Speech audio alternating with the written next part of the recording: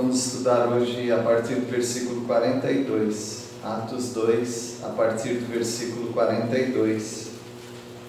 Nós estamos estudando sobre o cumprimento da promessa do Pai, que é a descida do Espírito Santo, é o cumprimento do Antigo Testamento, e nós temos agora, nesses próximos versículos, o resultado da habitação do Espírito Santo na vida dos crentes. Que resultado maravilhoso!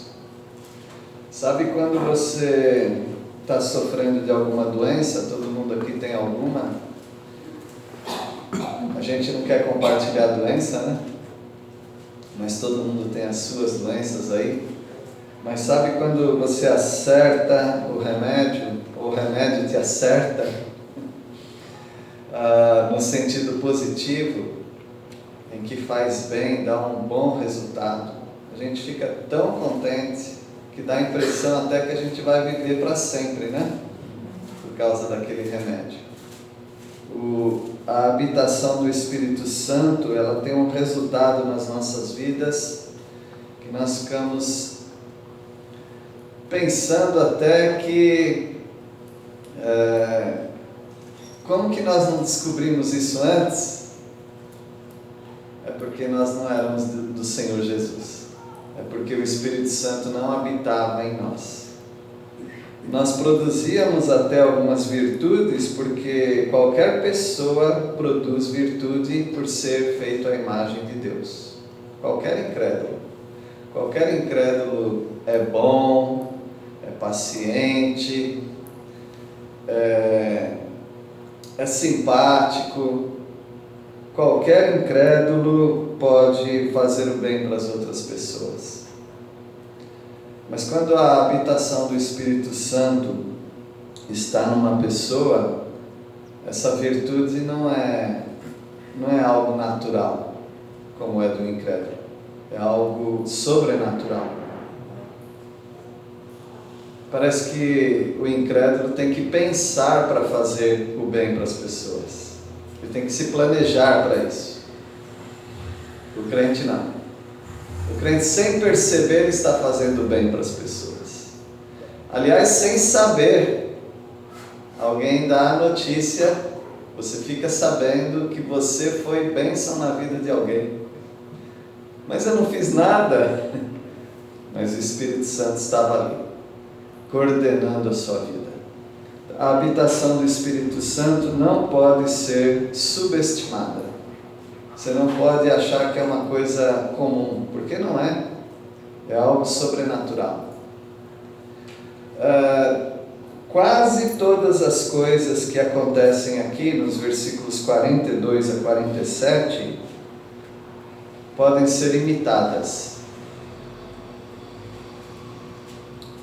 Você pode comer com as pessoas, você pode tomar ceia com as pessoas, você pode dividir os seus bens com as pessoas, você pode orar com as pessoas,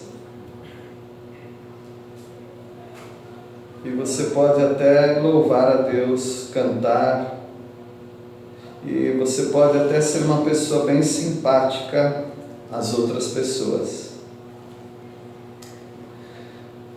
Então nós pensamos, se tudo isso é possível, não precisa do Espírito Santo. Se tudo que eu falei é possível qualquer pessoa produzir, nós não precisamos do Espírito Santo. A verdade, meus irmãos, é que todas as pessoas podem fazer isso que eu mencionei. Mas somente aqueles que são habitados pelo Espírito Santo podem fazer isso com alegria, podem fazer isso naturalmente. É sobrenatural, mas na vida delas se torna algo natural.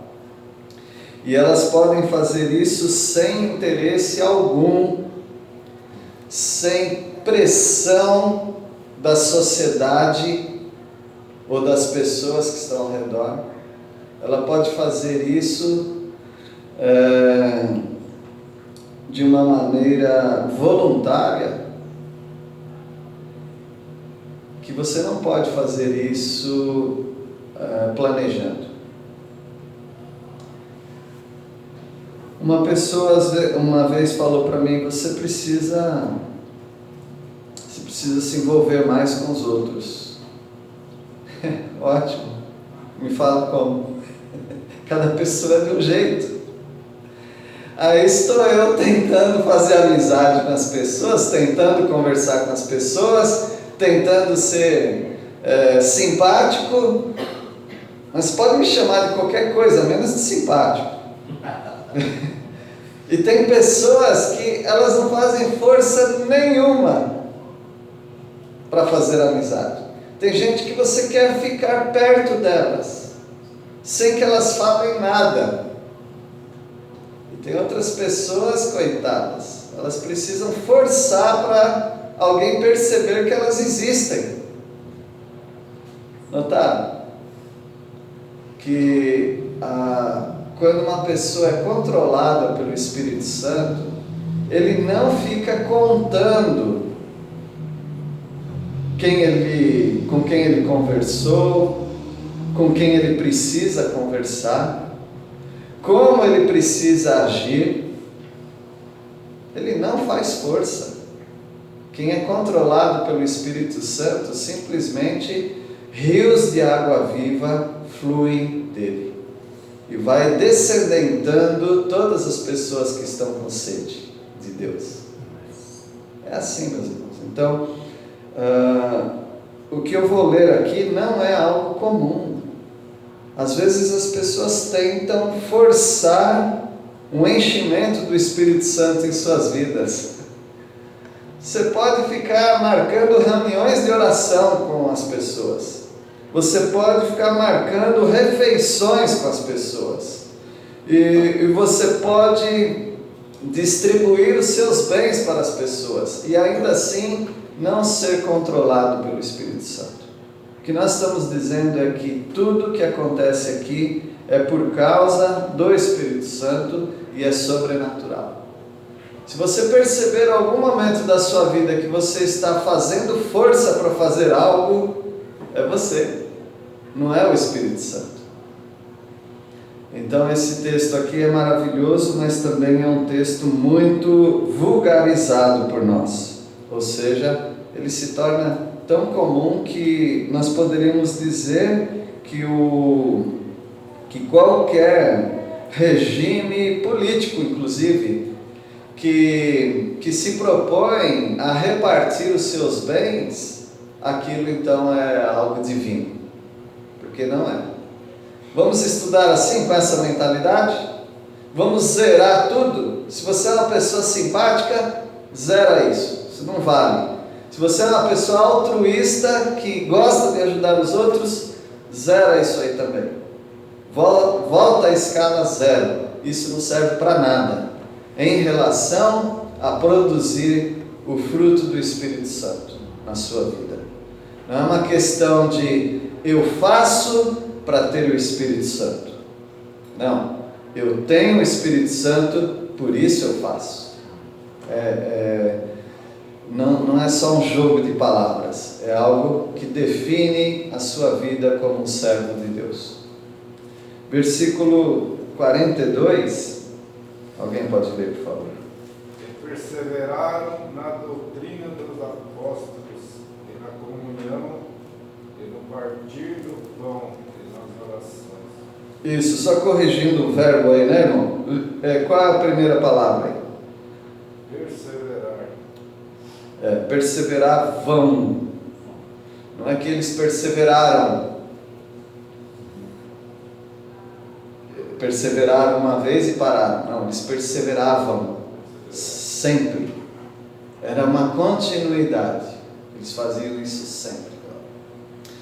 Um dia você pode ser uma pessoa muito firme no Senhor. Um dia dá uma vontade de vir na igreja.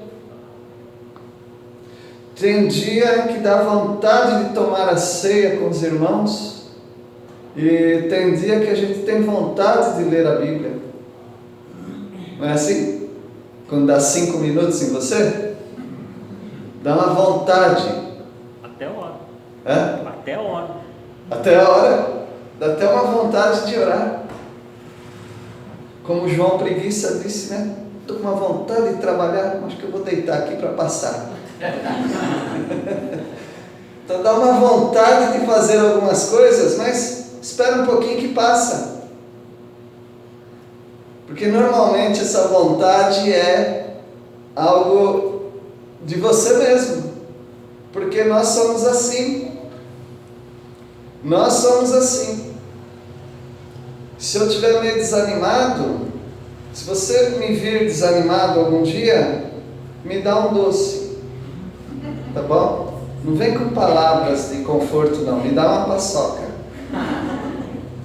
Tá bom? Me dá um pé de moleque.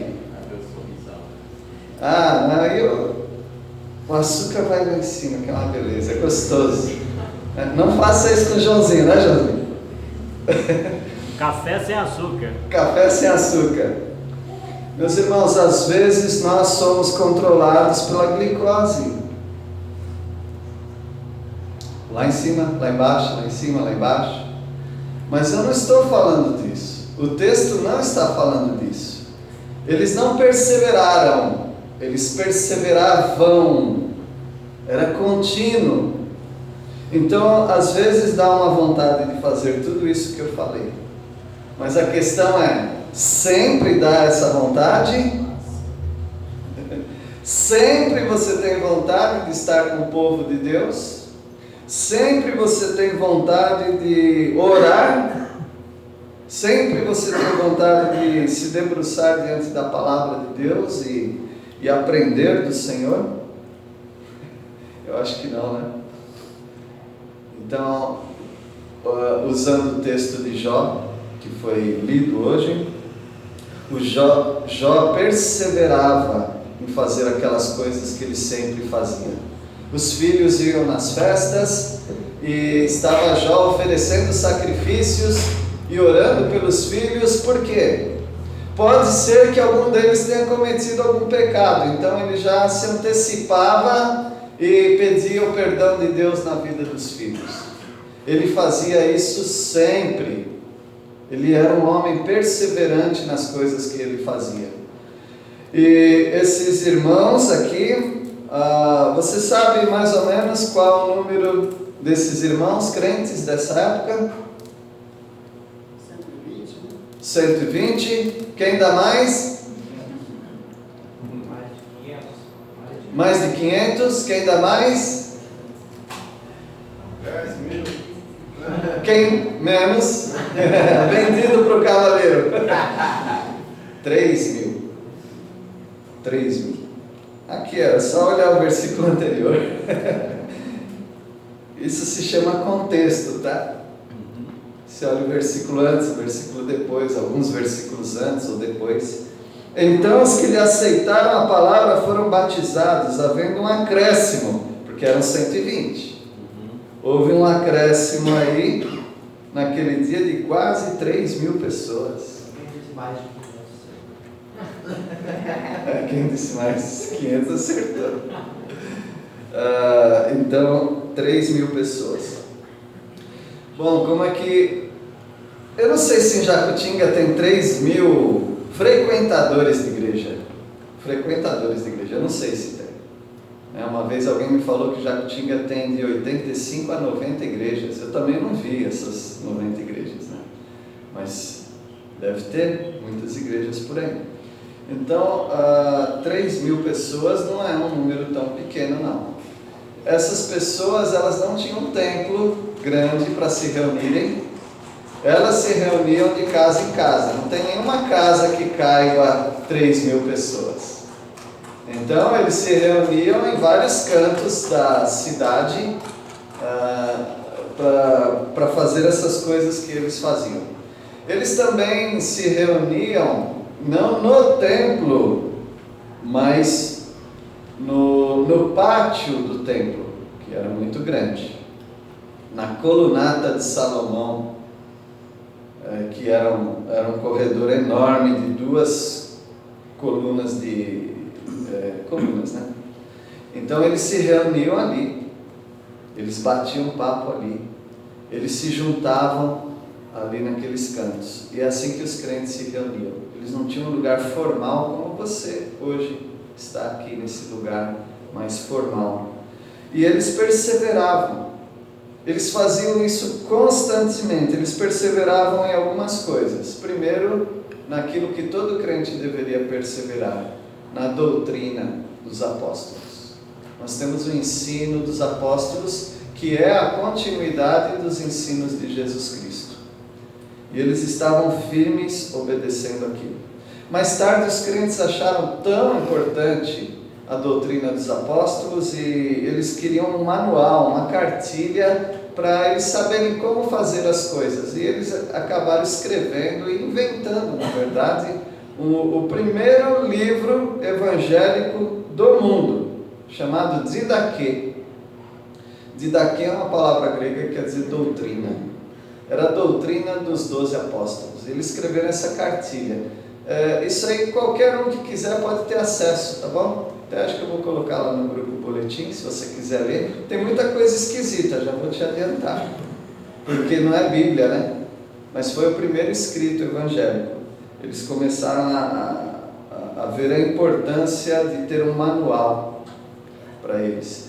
Eles perseveravam, esses crentes aqui, eles não tinham esse Didaquê ainda, tá bom? Eles perseveraram na doutrina dos apóstolos. Lembra? Agora a importância de ter apóstolos ali, porque eles podiam falar como Jesus falaria hoje. Alguém ali tem alguma dúvida, eu não sei como fazer isso. Como será que Jesus falaria? Fala com um dos 12, porque eles andaram com Jesus. Então era muito bom ter isso. Hoje nós perseveramos na doutrina dos apóstolos, mas se a gente tiver alguma dúvida, não tem nenhum apóstolo para perguntar. Você tem que vir para cá, para a palavra de Deus. Ela explica tudo. Tudo que é importante realmente para a igreja e para o seu viver diário, você tem na palavra de Deus.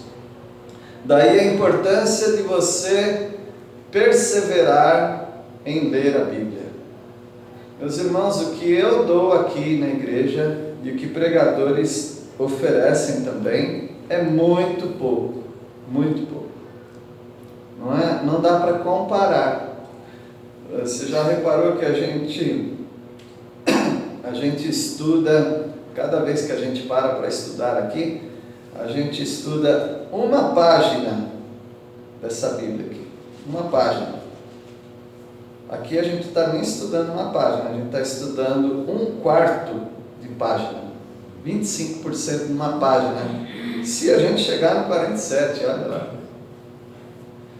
A Bíblia tem mais ou menos 1.300 páginas. Então, para você cobrir tudo isso, não dá para fazer isso na igreja. Nós louvamos a Deus, tivemos aqui na igreja a oportunidade de estudar toda a Bíblia já.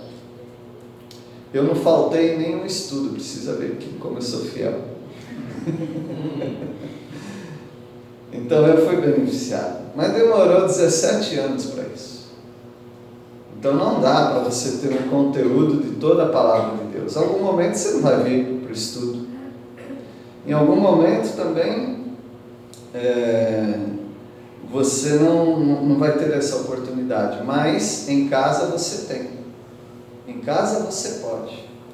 Você pode ler a Bíblia em vários tempos que você quiser. Eu leio a Bíblia toda vez. Termino uma vez, começo outra. Eu sou meio lento para ler a Bíblia. Eu leio a Bíblia em 2 anos e meio.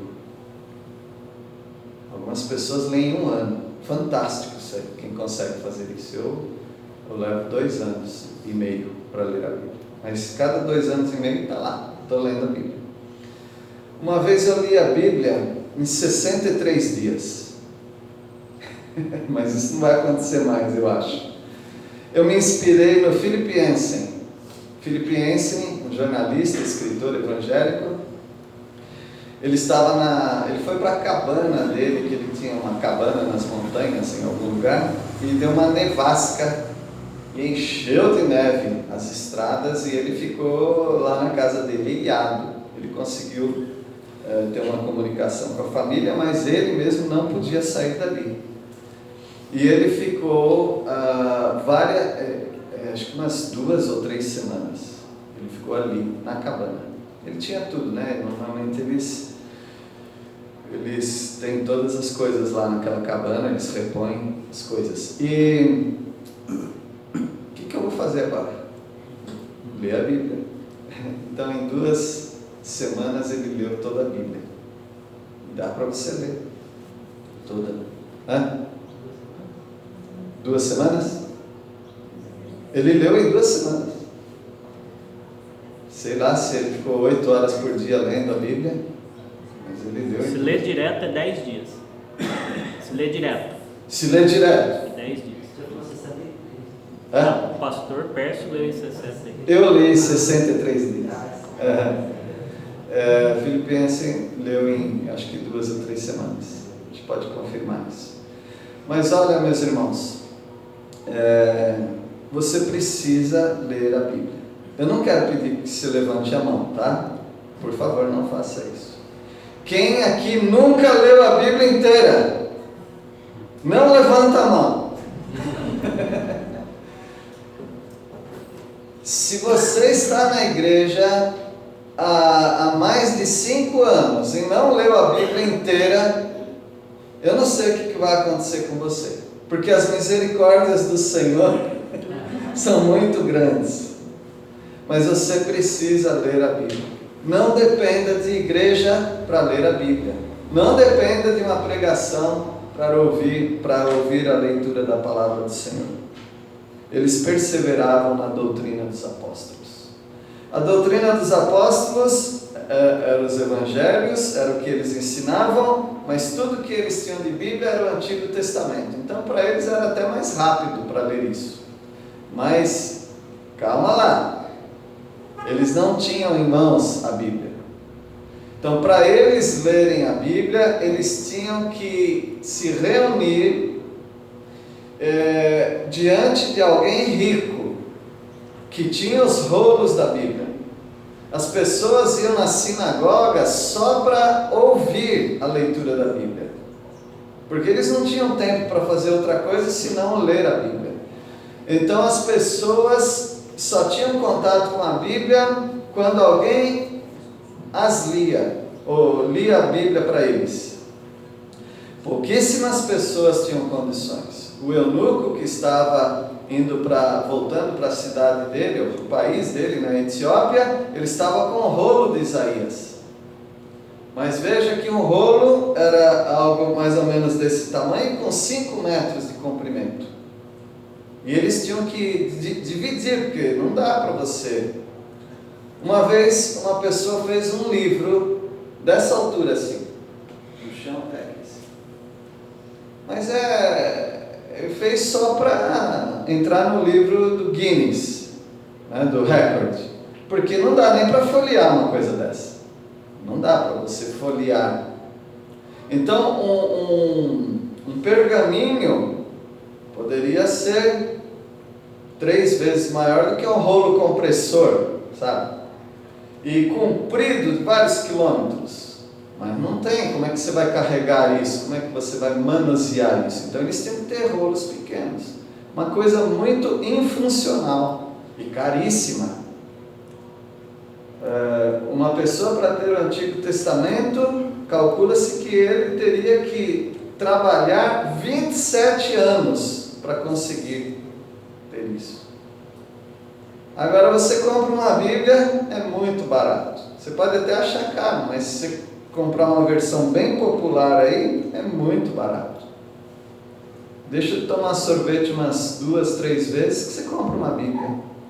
Então é muito fácil ter a palavra de Deus, mas as pessoas, elas não leem.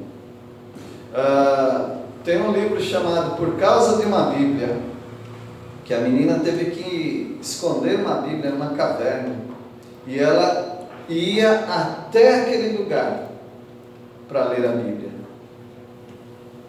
escondidinha lá. Então ela tinha que andar várias horas para poder ler uma porção da palavra de Deus. Então se torna até um pecado para nós não lermos tanto a Bíblia. Estou falando isso porque eles perseveravam na doutrina dos apóstolos. Você não consegue perseverar na doutrina se você não ler a Bíblia. Eles perseveravam também na comunhão uns com os outros. Já falamos da leitura da Bíblia e da participação com os crentes. Algumas pessoas não veem necessidade.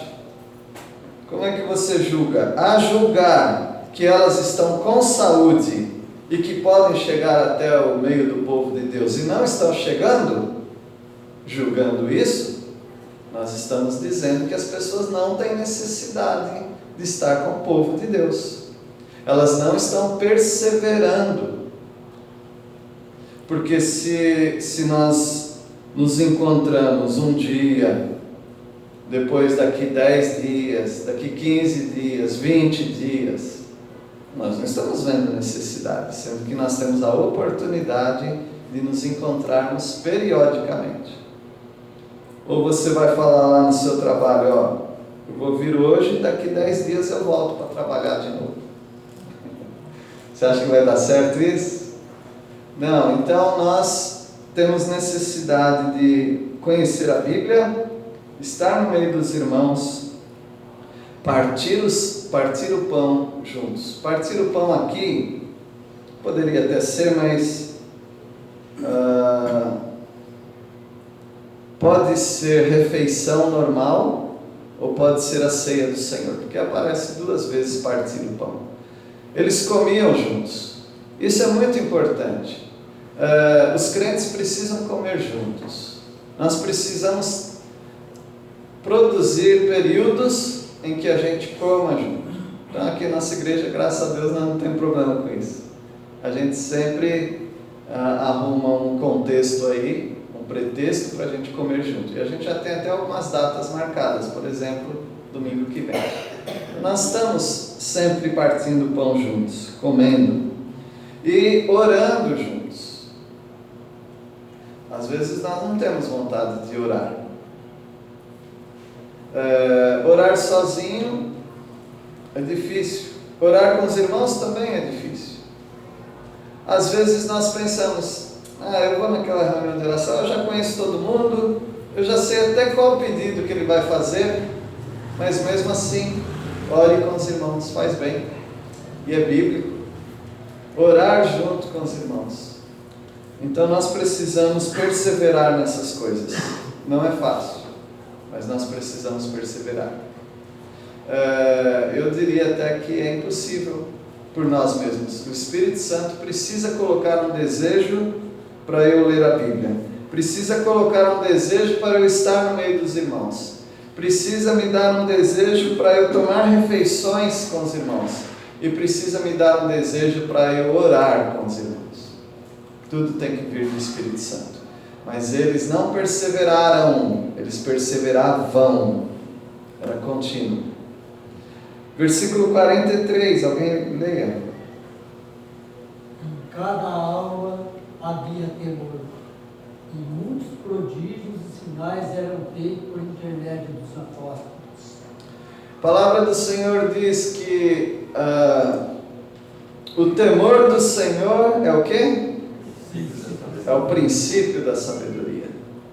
É a base da sabedoria, é o temor a Deus. Às vezes nós não temos sabedoria, mas também nós não temos temor a Deus. Se você não tem temor a Deus, você não vai ter sabedoria. Você precisa temer a Deus, respeitar, reverenciar, ter uma piedade pelas coisas de Deus. E isso vem pela prática do Espírito Santo na sua vida. São coisas básicas, muito básicas. Tem gente que está querendo outras coisas, mas ainda não saíram das coisas elementares. Nós queremos às vezes outro tipo de alimento, mas temos que ficar às vezes no leitinho ainda, porque ainda não dominamos isso. Enquanto você não dominar a leitura da Bíblia, a frequência na igreja, estar com os irmãos nas refeições, na ceia do Senhor, e orando com eles, você não está pronto para ir para coisas maiores. Um bebezinho precisa ainda desenvolver seus órgãos interiores para ele poder ter um alimento mais sólido. E nós também. Nós precisamos dominar essas coisas básicas para nós sairmos do beabá. Mas esses irmãos, eles tinham temor ao Senhor, e o Senhor confirmava para eles que eles estavam no caminho certo. Por exemplo, qual a garantia que você tem que você está no caminho certo? Está aqui, ó. Nós estamos acabando de ler. Isso é uma sua garantia, você não precisa de mais nada. A Bíblia já diz que é assim que funciona o povo de Deus e o seu crescimento espiritual. Mas eles não tinham. Eles tinham o Antigo Testamento, mas agora é uma nova vivência, e eles precisam de ter um carimbo, uma confirmação. Por isso os apóstolos operavam sinais e maravilhas no meio deles. Eles estavam vendo milagres acontecerem, porque eles precisavam de confirmação, e os incrédulos também precisavam de um letreiro luminoso, piscando o tempo todo, dizendo: venham para cá, essa é a nova mensagem para vocês. E esse letreiro luminoso acontecia através de curas, profecias, coisas espantosas. Aí eles iam falar: olha, parece que aquele lugar está me chamando. E eles iam para lá, e eles tinham a confirmação de Deus. Depois de tudo, o letreiro luminoso piscando aqui, ó, é a palavra de Deus. Você não precisa mais curas, profecias e raio caindo, luz espargindo. Não, você não precisa mais nada disso. Você precisa ler a palavra de Deus, perseverar nisso. Versículo 44, alguém pode ler? Todos os que creram estavam juntos e tinham tudo em comum. Então as pessoas creram no Senhor e elas estavam juntas, e elas tinham tudo em comum. Eu fico pensando, juntar 3.000 pessoas, nossa igreja tem 80 e tantos membros e uns 100 frequentadores, mas 3.000? Como é que administra isso, 3.000? Não tenho nem ideia como administrar 3.000 pessoas. E certamente os apóstolos não faziam isso sozinhos. Eu imagino que eles se dividiam, eles rodavam esses grupos aí, para poder estar junto com eles, saber o que está acontecendo, e eles tinham tudo em comum. Eu não quero usar essa palavra, mas vou usar. Eles usavam células, grupos pequenos, e esses grupos pequenos tinham tudo em comum. Eu não acho que 3.000 tinham tudo em comum, porque eles não podiam nem estar num local só. Eles estavam ali no alpendre, ou no pórtico de Salomão, essa é a palavra, pórtico de Salomão, aquele corredor enorme. Eles estavam ali, mas não estavam só eles, tinham muitos judeus, então os assuntos se misturavam. A gente está reservado aqui, nós estamos reservados aqui num local onde tem crentes, porque se nós estivermos por aí na cidade, nós estamos misturados com os incrédulos. Então não era muito eficiente estar no templo, eles precisam estar em lugares reservados. E como os 3.000 não se reuniam juntos, então nós temos que entender que cada grupo desses pequenos grupos tinham tudo em comum. E claro, um sabia do outro que estava em outro grupo também, eles tinham essas notícias, evidentemente. Mas você só pode ter uma comunhão vem da palavra comum, que vem da palavra grega koine, que quer dizer comum. koinonia, é uma comunhão entre os irmãos. Você só pode ter comunhão estabelecida na prática se você estiver fisicamente perto das pessoas. Você pode ter comunhão com as pessoas na sua casa, longe das outras pessoas, porque é Cristo quem nos une, de modo invisível. Mas de modo prático, você só pode ter comunhão com as pessoas se você estiver fisicamente perto delas. E eles tinham esse momento juntos. Versículo 45. Vendiam propriedades e bens e repartiam o dinheiro com os necessitados. Então eles tinham necessidades. Por quê? Vieram pessoas de todos os lugares do mundo conhecido da época, que eles vieram para uma festa dos judeus. Eles se converteram ali, e muitos deles não retornaram para suas terras, para os seus lugares. Imagina que eles começaram a entrar em bancarrota. Alguém lembra desse termo aí?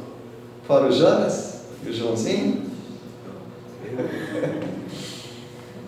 Eles começaram a falir, porque se você ficar muito tempo longe dos seus negócios, seu negócio vai falir. E eles começaram a deixar os lugares de origem, onde eles tinham seu comércio, suas fazendas, e eu acho que eles começaram a desfazer daquilo, e ficaram num eterno acampamento. Beleza, acampamento, mas quando a gente tem que ir embora é tão ruim, né? Mas eles ficaram ali, o tempo todo ali, e claro, isso ia trazer um caos social. É muito bom estar juntos, comendo juntos, não trabalhando, só que tem uma hora que alguém vai ter que pagar a conta. Começou a faltar coisas para algumas pessoas. E os crentes que são movidos pelo Espírito Santo, eles começaram a ver essa necessidade. Não é possível esses irmãos passarem necessidade. Vamos começar a fazer uma vaquinha, vamos começar a fazer umas cestas básicas, vamos começar a vender o que nós temos para poder suprir, porque são 3.000 pessoas, e muitas delas são de fora, e eles viram essa necessidade. E as pessoas faziam isso de modo voluntário, motivadas pelo Espírito Santo, não porque havia uma distribuição de renda imposta por alguém. Não, aquilo era voluntário. E assim são os crentes. Você não sabe das necessidades das pessoas se você não estiver perto delas. Você precisa estar perto das pessoas, perguntando, ouvindo, observando, para saber se elas estão passando alguma necessidade. E o versículo 46. Adoravam juntos no templo diariamente, reuniam-se nos lares para comer, e partiam o pão com grande alegria e generosidade. Veja que era contínuo, diariamente. Eu vou até, não exagerando, mas pegando o contexto histórico, se alguém tivesse tempo, ele não ia no templo apenas diariamente, ele ia 3 vezes por dia. Porque 3 vezes por dia havia adoração no templo. 9 horas da manhã, meio-dia e 3 horas da tarde. Esse povo não fazia nada não? Olha, eu vou te dar uma má notícia, o brasileiro trabalha muito e ganha pouco. Porque em muitos lugares as pessoas não trabalham tanto assim e ganham mais. Aí eu não quero discutir isso, nem quero resolver isso, tá bom? Nem consigo resolver isso. Mas naquela época pessoas também eram agricultoras e elas viviam de temporadas. E elas podiam viver de certa maneira. A colheita já tinha sido feita, inclusive, porque Pentecoste já era essa colheita. Então eles estavam de boa. Eles tinham tempo para uns com os outros, tempo para ir ali. Então as pessoas, elas tinham uma vida mais tranquila do que a nossa. Por isso, meus irmãos, que a gente pega firme nisso. Se você não vem à igreja 2 vezes por semana, é muito pouco, muito pouco, em relação ao que os crentes viviam antes. Então a gente tem uma jornada eclesiástica. O que é jornada eclesiástica? É uma vida de igreja muito pouca. Aqueles crentes tinham muito mais do que nós. E eu não estou querendo mudar o costume de ninguém. Eu não teria tempo de vir aqui todo dia. Nós não temos esse tempo. Mas a oportunidade que Deus está nos dando, nós deveríamos aproveitar como ouro. Diariamente eles perseveraram unânimes, juntos, num só pensamento. Eles iam no templo. Não houve até agora nenhuma instrução: deixem de frequentar o templo dos judeus. Não teve. Não tem uma catedral, um lugar onde eles vão se reunir, um outro templo, não existe. Então eles estão ali no meio daquele povo. Eles ainda estão vivendo uma vida meio dupla, né? Vamos adorar com o povo de Israel, os judeus, no templo. Ninguém falou que não tem que tem que mudar. Mas eles iam também de casa em casa, partindo pão, tomando refeições, tomando a ceia do Senhor juntos. E eles faziam isso num luxo tremendo. É isso que diz o texto? Não. Com singeleza de coração. Não precisava ser banquete, as coisas melhores, não. Era coisa simples. Simples, mas com uma simplicidade de coração também. E com alegria eles faziam isso. Estar com o povo de Deus com alegria é algo melhor que nós temos para oferecer. Estar com alegria. E versículo 47, com ele que nós vamos terminar. Louvando a Deus e cuidando e caindo na graça de todo o povo. De todos os dias acrescentava o Senhor à igreja aqueles que se haviam de salvar. Eles louvavam ao Senhor, porque é isso que os crentes fazem quando eles se reúnem. Louvar a Deus não é só cantar, tá bom? Mas é falar das maravilhas do Senhor através das leituras bíblicas, dos cânticos, das conversas. E eles louvavam a Deus, e olha que inveja santa desses irmãos. Eles caíam na graça de todo o povo. Eles contavam com a simpatia dos incrédulos. Ô povinho bom, ô povinho agradável. Como o grande orador romano Libânio diz: que adoráveis mulheres têm esses cristãos. As mulheres deles são diferentes das nossas. Eles viam alguma coisa diferente. E o povo se aproximava dos crentes. Hoje é uma dificuldade para nós isso. Porque eles nos confundem com outros que não são nossos e que dão mau testemunho. E às vezes nós caímos na antipatia do povo, diferente do que acontecia lá. Meus irmãos, ainda há em alguns grupos muita ênfase para a evangelização, programas evangelísticos. Havia mais, mas hoje ainda há. Você sabia que se cada um viver a vida cristã de um modo normal e saudável, a gente não precisa nem gastar energia e preocupação com esse negócio de programa de evangelismo? As pessoas vêm, as pessoas querem ouvir, e cada pessoa se torna um evangelista. Não precisa de programa de evangelização, conferência evangelística, que as pessoas, um vai multiplicando, 2, 3, 4, 5, e as pessoas vão se multiplicando por causa do seu bom testemunho, por causa de terem palavras boas no tempo certo para as pessoas sofredoras. E com isso, então, as pessoas falam: onde? Como perguntaram para Jesus, né? André, onde assistes? Onde se assiste Netflix, Jesus? Não. Onde assistes quer dizer o quê? Onde você mora? Onde você mora? Você vai ali, vira ali, sobe ali. Jesus falou isso? Vem e vê. Onde que é a sua igreja? Vem e vê. Vai lá, domingo, 9 horas da manhã. Domingo, 7h30 da noite. Quarta-feira, 7h30 da noite. Aparece lá. É assim. As pessoas acabam tendo curiosidade. Eu quero a receita do bolo. Como é que seu bolo ficou tão bom assim? Quero a receita. E assim eles ganhavam a simpatia do povo.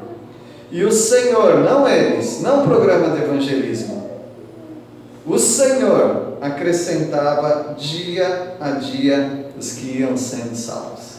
A tal ponto que de 3.000 pulou para quanto? 5.000.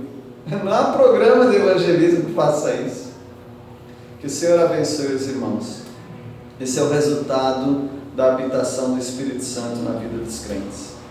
Ele nos ajuda a ter comunhão, Ele nos ajuda a ter interesse pela obra de Deus e Ele nos dá a capacidade de exalarmos o cheiro, o bom perfume de Cristo Jesus.